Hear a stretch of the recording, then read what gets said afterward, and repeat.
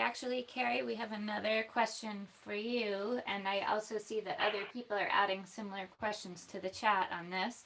How will COVID-19 transmission be addressed? So positive case tracking on campus, how will that be done? Okay, so I don't know if we have shared it in the chat, but I do want to point out that we, sometime in the middle of the fall, we started to, on a daily basis, report cases, whether we had 0 cases or not, to the state and CUNY. We were already in the practice of reporting those, but this was a simple form, online form, and it feeds a searchable database, sort of a repository of all higher ed cases across the state. You can go on there and see how we, what we're reporting.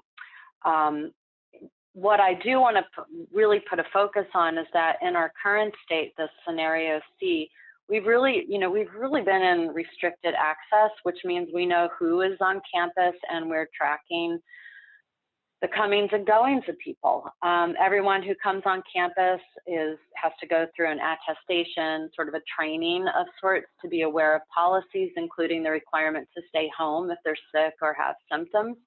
So that right there is key. Even as we move into the fall, that will remain in place. I'm not sure if Everbridge or C-Entry, which are fantastic for these small numbers, I don't know how that will evolve. But if you arrive on campus and become sick during the day, we've identified these rooms that allow for easy isolation. But the message would be, if you can go home safely, do so, and you're not, we don't want you on campus if you don't need assistance to get home or get help.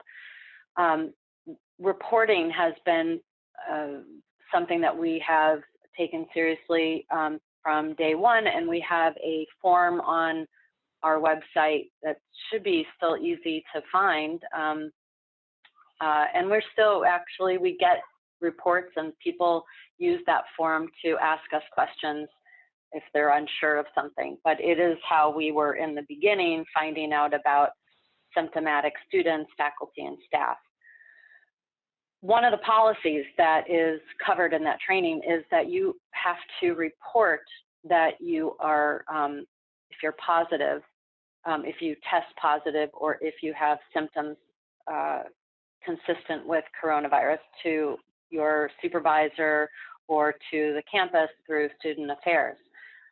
Reporting can happen through an email, through a phone call, or through this form. What do we do once we get that notification? First of all, there's leadership is notified. Whether it be me or the coronavirus liaison, Ms. Murray Richards, we speak with the case and we identify where the case might have been exposed. That's been easier to suss out in these last couple of months because we have been so careful. And luckily, we have not had but maybe one case where we, all of these cases, the exposure is not on campus. And we advise them to seek that, healthcare, speak with their healthcare practitioner. We also use that time to identify close contacts. We do some of that contact tracing right then and there because it's taken the city so long, or the state so long, to get back to cases. It's been better for us to do that work on our own. And that's helped us to immediately, within the same day, notify those on campus who were close contacts, notify others who have been on campus, as well as CUNY and the state. I immediately notified custodians and Steve Aliano, who schedule a post-positive case cleaning and disinfection after the space has been aired out. And we put in place the CUNY policy, which is if you haven't been on campus and you haven't gone through Everbridge, is stated pretty much right there, as in 10 days, you are deactivated from being on campus. You must stay home and stay isolated or in precautionary quarantine. And then at the end of that period, you must get a negative test and provide that test to the liaison or student affairs before you're let back on campus.